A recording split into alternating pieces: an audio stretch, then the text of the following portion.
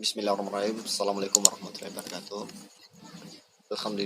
Alhamdulillahirabbil alamin. Wassalatu wassalamu ala asrofil anbiya'i wal mursalin wa ala alihi washabihi ajmain.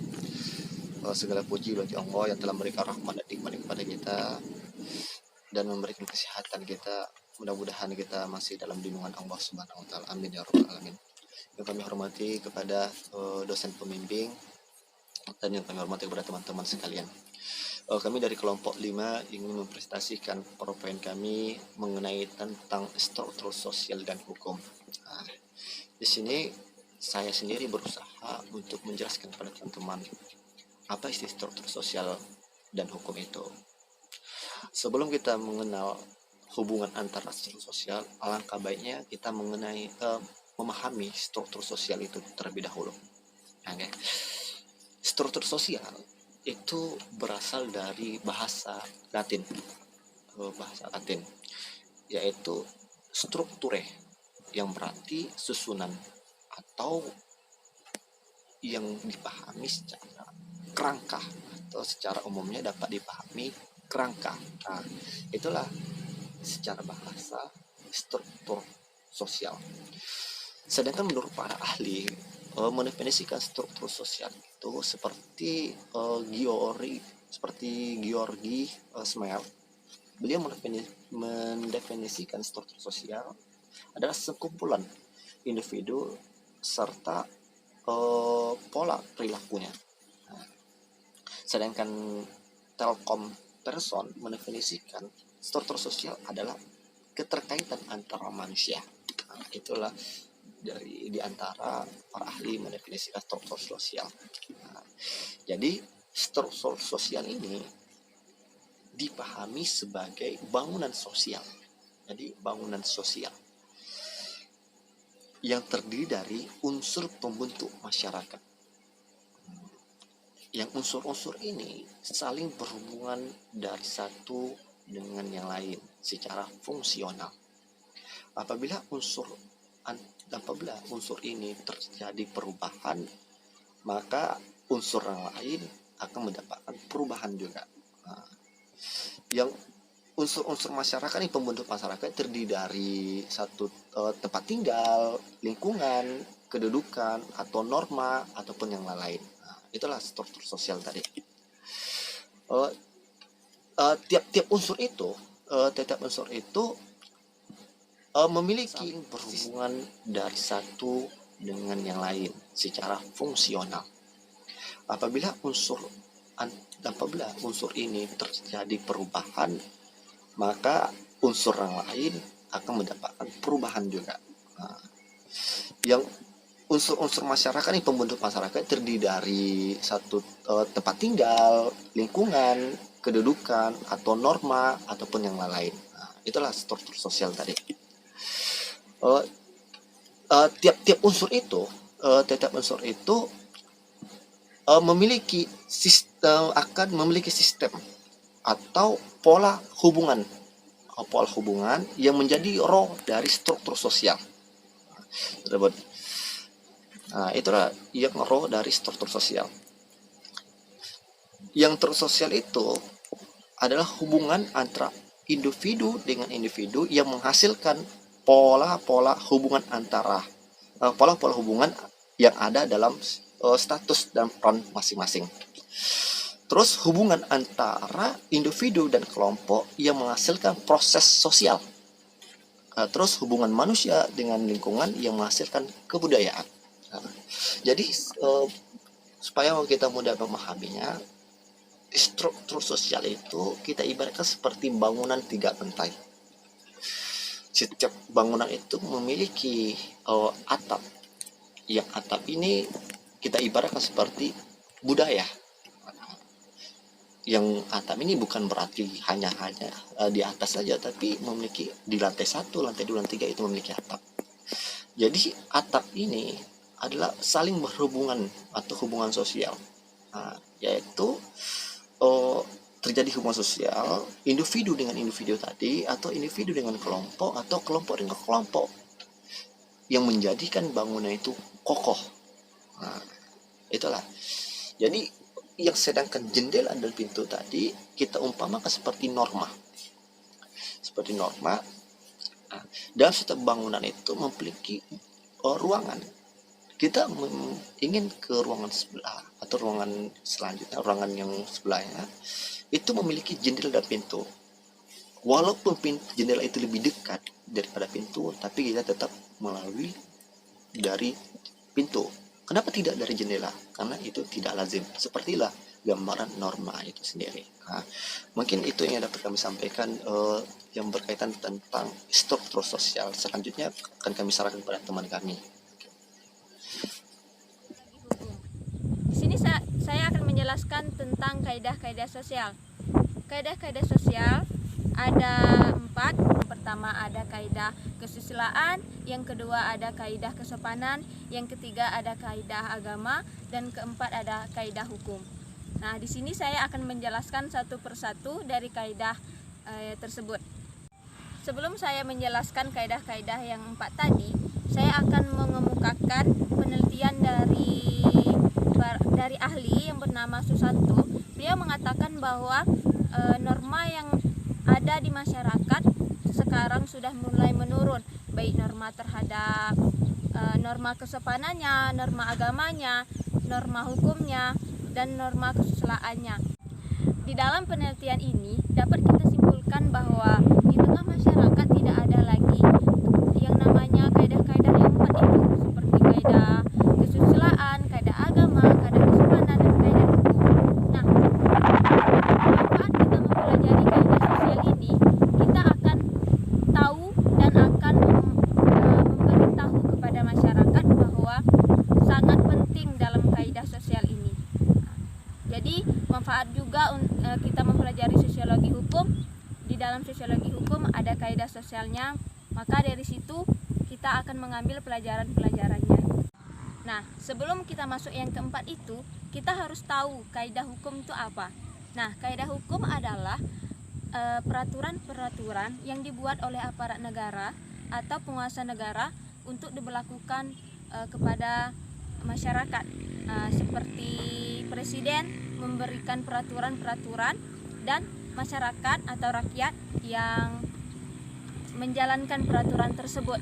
Seperti contohnya sekarang kan adanya COVID-19, presiden memberikan instruksi kepada masyarakat bahwa tidak boleh keluar rumah. Nah, untuk masyarakat supaya menjalankan peraturan yang diberikan presiden. Bagi masyarakat yang tidak menjalankan peraturan tersebut, maka ada sanksi yang diterima oleh masyarakat.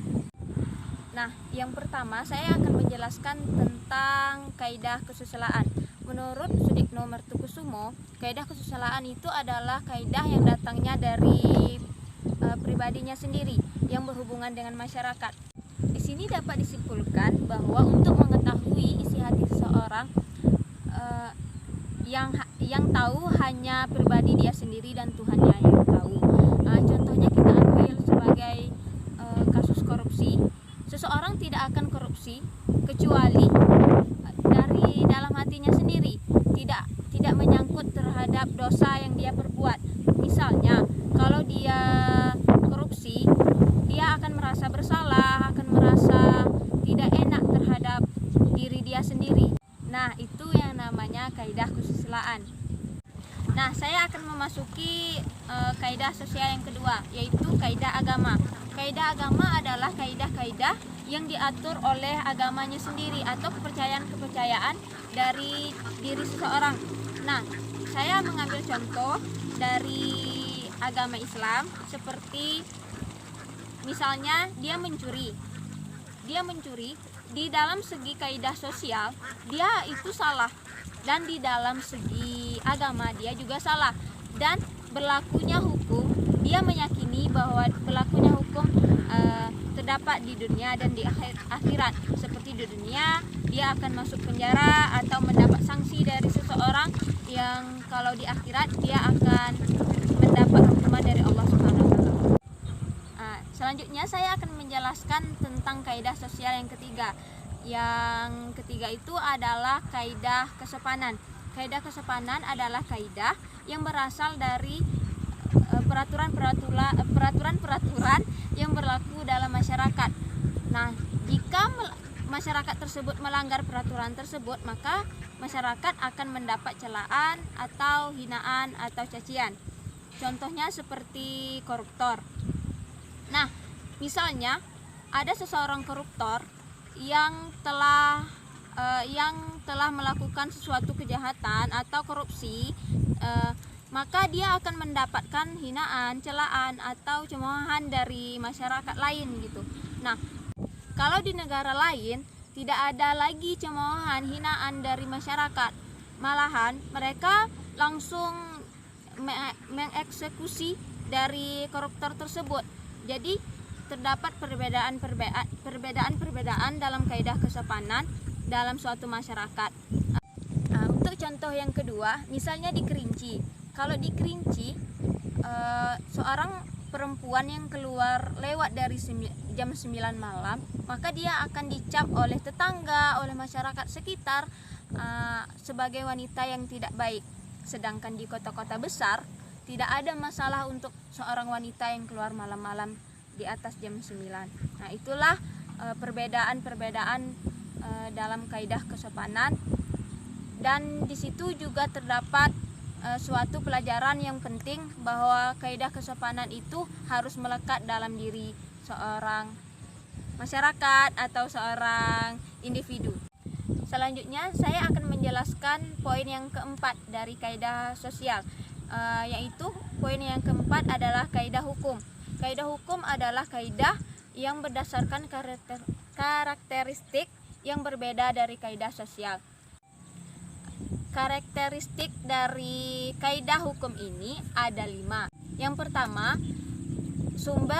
sumbernya berasal dari masyarakat yang diwakilkan oleh satu otoritas yang tertinggi atau berorganisasi. Sanksinya bersifat eksternal yang berwujud denda seperti sanksi, seperti penjara dan hukuman mati. Selanjutnya, isinya ditujukan mutlak kepada sikap lahir. Nah, apa maksudnya? Di sini dijelaskan bahwa kalau misalnya terjadi suatu pelanggaran peraturan terhadap suatu individu, maka yang akan dihukum adalah individu tersebut, bukan orang lain, atau bukan keluarganya, bukan anaknya, bukan ibunya, bukan papanya, atau sebagainya. Untuk selanjutnya, bertujuan untuk ketertiban masyarakat. Nah, misalnya di dalam suatu masyarakat atau suatu negara tidak ada peraturan-peraturan yang dibuat oleh otoritas tertinggi, maka suatu masyarakat atau suatu negara tidak akan berjalan dengan baik. Selanjutnya, daya kerjanya mengharmonisasikan hak dan kewajiban. Nah, di sini contohnya, kewajiban dari masyarakat adalah mematuhi semua peraturan yang dibuat oleh pemerintah, otoritas negara, pokoknya yang semua yang berkaitan dengan peraturan yang dibuat oleh negara. Nah, hak dari masyarakat tersebut adalah mendapat perlindungan dari negara. Contohnya, hak dalam beribadah, hak dalam bersekolah, hak dalam memberikan saran dan kritik. Jadi setiap masyarakat mempunyai hak dan kewajibannya tersendiri. Dari penjelasan panjang saya tadi, saya dapat menyimpulkan bahwa kaidah-kaidah sosial itu ada 4. Yang pertama adalah kaidah kesusilaan, kaidah agama, kaidah kesopanan, dan kaidah hukum. Jadi di sini misalnya dalam 4 kaidah tersebut tidak diberlakukan oleh suatu masyarakat, maka peraturan-peraturan yang dibuat oleh otoritas negara tidak akan berjalan dengan baik. Maka untuk seluruh masyarakat, untuk seluruh individu di setiap negara harus memiliki sikap dari 4 kaidah kesusilaan ini. Baiklah, itu saja penjelasan kaidah sosial dari saya. Saya selaku pemateri kaidah sosial mohon maaf jika terdapat kesalahan. Jika ada kritik dan saran, teman-teman boleh memberitahu saya secara langsung atau melalui media sosial. Baiklah, saya akhiri dengan nun wal qalami wa ma yasturun. Wassalamualaikum warahmatullahi wabarakatuh. Tetap di rumah saja. Semoga kita baik-baik selalu dalam lindungan Allah Subhanahu wa taala. Amin. Yang pertama tentang pengertian lembaga kemasyarakatan.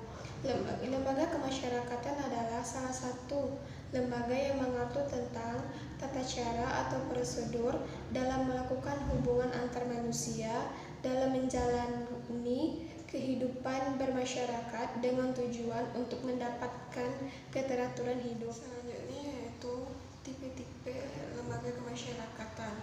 Dari sudut perkembangannya, lembaga kemasyarakatan itu tumbuh dan berkembang dengan sendirinya melalui kebiasaan atau adat istiadat. Baiklah, selanjutnya yaitu fungsi dari lembaga kemasyarakatan, yaitu untuk memberikan pedoman kepada para warga atau masyarakat bagaimana cara bertingkah laku atau bagaimana cara masyarakat itu menangani suatu persoalan atau masalah di dalam masyarakat, baik itu dari hal-hal pokok yang mereka gitu kan. Yang selanjutnya yaitu untuk menjaga keutuhan masyarakat yang bersangkutan.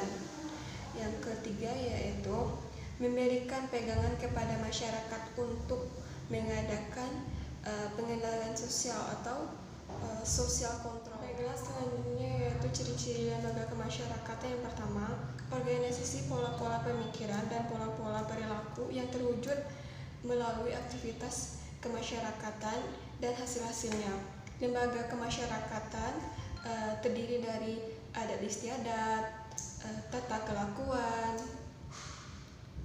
kebiasaan serta unsur-unsur kebudayaan lain yang secara langsung maupun tidak langsung dalam satu unit fungsional.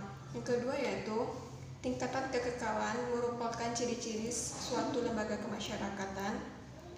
Sistem-sistem kepercayaan dan aneka-aneka macam tindakan baru akan menjadi bagian dari lembaga kemasyarakatan setelah melewati waktu yang relatif lama.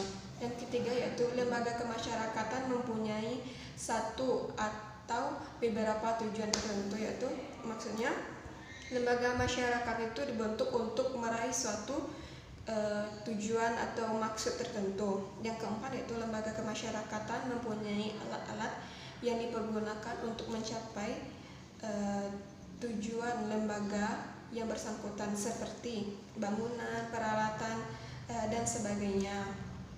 Yang kelima yaitu lembaga biasanya mempunyai ciri-ciri khas dari lembaga tersebut seperti lambang-lambang tertentu yang menciri khaskan itu adalah suatu lembaga kemasyarakatan. Seperti contohnya kampus UIN kita kan memiliki logo atau kampus seperti universitas gitu kan, atau contohnya lembaga macam IKAS beramal gitu kan. Itu kan ciri-ciri khas dari lembaga Kementerian Agama. Yang selanjutnya yaitu suatu lembaga kemasyarakatan mempunyai tradisi tertulis ataupun tidak tertulis. Maksudnya di sini yaitu tata tertib atau ciri tradisi tertulis atau tidak tertulisnya, maksudnya itu tata tertib yang berlaku di organisasi tersebut. Saya akan mempresentasikan bagian saya dari kelompok 5, yakninya kelompok sosial dan hukum.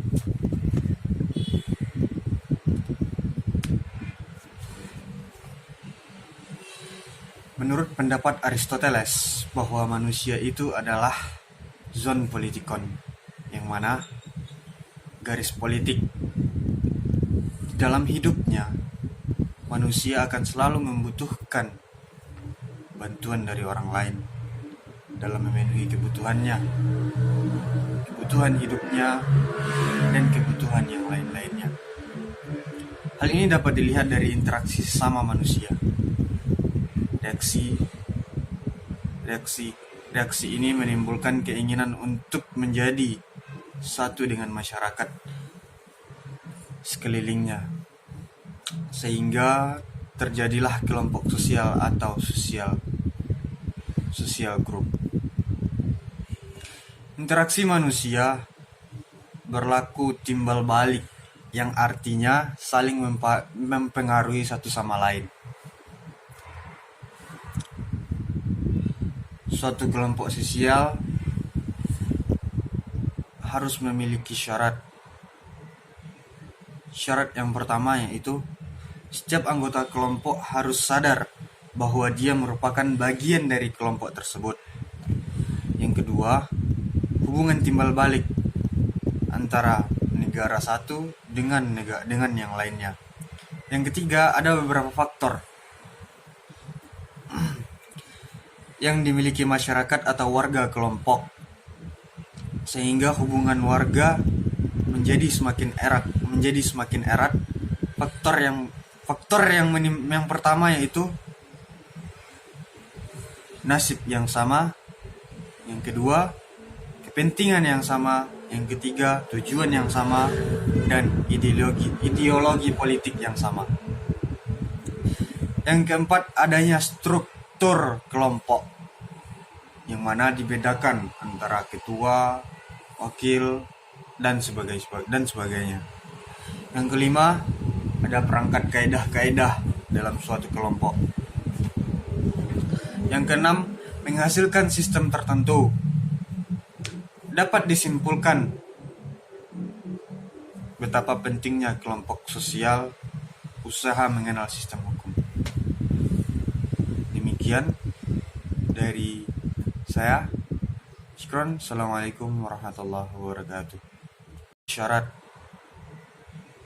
Syarat yang pertama yaitu setiap anggota kelompok harus sadar bahwa dia merupakan bagian dari kelompok tersebut. Yang kedua, hubungan timbal balik antara negara satu dengan yang lainnya. Yang ketiga, ada beberapa faktor yang dimiliki masyarakat atau warga kelompok, sehingga hubungan warga menjadi semakin erat. Faktor yang pertama yaitu nasib yang sama, yang kedua kepentingan yang sama, yang ketiga tujuan yang sama, dan ideologi politik yang sama. Yang keempat, adanya struktur kelompok, yang mana dibedakan antara ketua, wakil, dan sebagainya. Yang kelima, ada perangkat kaedah-kaedah dalam suatu kelompok. Yang keenam, menghasilkan sistem tertentu. Dapat disimpulkan betapa pentingnya kelompok sosial usaha mengenal sistem hukum. Demikian dari saya. Syukron. Assalamualaikum warahmatullahi wabarakatuh. Lapisan sosial, stratifikasi kekuasaan dan hukum, serta kaitannya dengan penegakan hukum, asas equality before the law, dan penyelesaian hukum.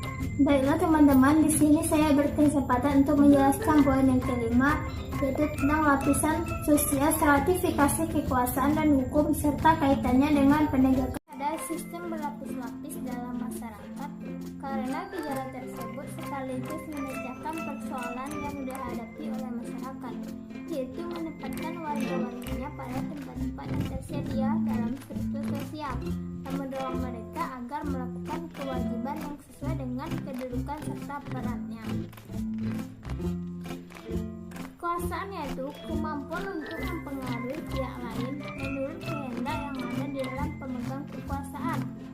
Adapun menurut para ahli, menurut Surjono Sukanto, stratifikasi sosial adalah perbedaan posisi seseorang atau kelompok dalam kedudukannya berbeda-beda secara vertikal. Jadi kesimpulannya bahwa stratifikasi atau lapisan masyarakat adalah sejumlah orang-orang yang statusnya sama menurut penilaian sosial atau masyarakat, dan perbedaan individu atau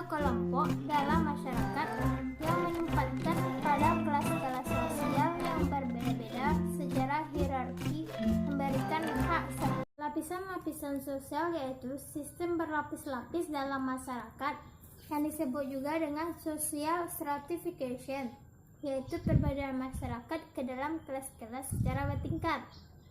Maksudnya setiap masyarakat harus menempatkan warga-warganya pada tempat-tempat tertentu ke dalam struktur sosial dan mendorong mereka untuk melaksanakan kewajiban-kewajiban sebagai akibat dari penempatan tersebut. Oleh karena itu, harus ada sistem berlapis-lapis dalam masyarakat karena gejala tersebut sekaligus memecahkan persoalan yang dihadapi oleh masyarakat, yaitu menempatkan warga-warganya pada tempat-tempat yang tersedia dalam struktur sosial dan mendorong mereka agar melakukan kewajiban yang sesuai dengan kedudukan serta perannya. Kekuasaan yaitu kemampuan untuk mempengaruhi pihak lain menurut kehendak yang ada di dalam pemegang kekuasaan. Adapun menurut para ahli, menurut Surjono Sukonto, stratifikasi sosial adalah perbedaan posisi seseorang atau kelompok dalam kedudukannya berbeda-beda secara vertikal.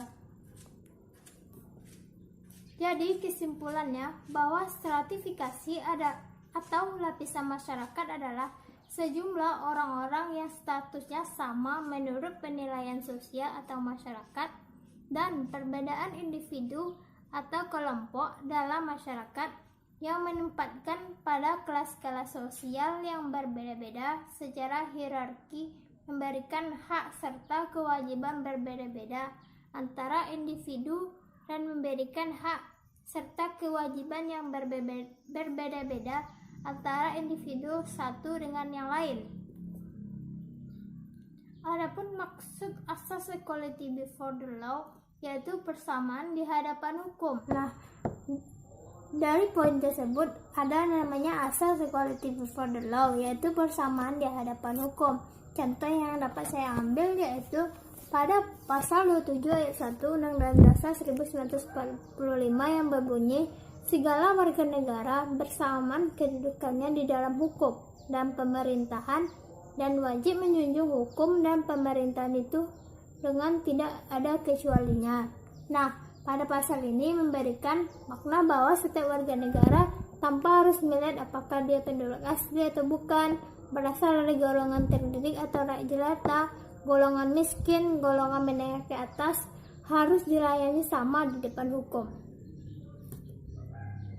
Nah, maksud kedudukan dalam pasal 27 di atas, kedudukan berarti menempatkan warga negara mendapatkan perlakuan yang sama di hadapan hukum, sehingga dengan kedudukan yang setara maka warga negara dapat berhadapan dengan hukum, tidak ada lagi yang berada di atas hukum.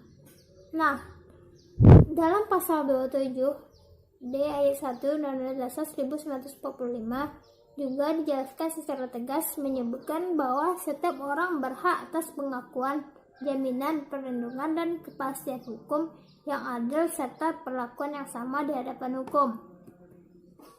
Maka perlu banyak evaluasi yang harus dilakukan, harus ada penindaklanjutan yang jelas mengenai penyelewengan hukum, yang kian hari kian menjadi. Perlu adanya ketegasan tersendiri untuk kesadaran hierarki atau individu atau kelompok yang terlibat di dalamnya. Perlu ditanamkan mental yang kuat, sikap malu, serta pendirian iman dan takwa sejak kecil. Harus diberikan kepada kader-kader pemimpin yang pelaksanaan aparatur negara dan pihak-pihak berkepentingan lainnya. Nah, dari poin tersebut ada namanya asas equality before the law yaitu persamaan di hadapan hukum. Contoh yang dapat saya ambil yaitu pada pasal 27 ayat 1 Undang-Undang Dasar 1945 yang berbunyi segala warga negara bersamaan kedudukannya di dalam hukum dan pemerintahan dan wajib menjunjung hukum dan pemerintahan itu dengan tidak ada kecualinya. Nah, pada pasal ini memberikan makna bahwa setiap warga negara tanpa harus melihat apakah dia penduduk asli atau bukan, berasal dari golongan terdidik atau rakyat jelata, golongan miskin, golongan menengah ke atas, harus dilayani sama di depan hukum. Nah, maksud kedudukan dalam pasal 27 di atas, kedudukan berarti menempatkan warga negara mendapatkan perlakuan yang sama di hadapan hukum, sehingga dengan kedudukan yang setara maka warga negara dapat berhadapan dengan hukum, tidak ada lagi yang berada di atas hukum. Nah, dalam pasal 27 D ayat 1 Undang-Undang Dasar 1945 juga dijelaskan secara tegas menyebutkan bahwa setiap orang berhak atas pengakuan, jaminan, perlindungan, dan kepastian hukum yang adil serta perlakuan yang sama di hadapan hukum. Maka perlu banyak evaluasi yang harus dilakukan, harus ada penindaklanjutan yang jelas mengenai penyelewengan hukum, yang kian hari kian menjadi. Perlu adanya ketegasan tersendiri untuk kesadaran hierarki atau individu atau kelompok yang terlibat di dalamnya. Perlu ditanamkan mental yang kuat, sikap malu, serta pendirian iman dan takwa sejak kecil. Harus diberikan kepada kader-kader pemimpin yang pelaksanaan aparatur negara dan pihak-pihak berkepentingan lainnya.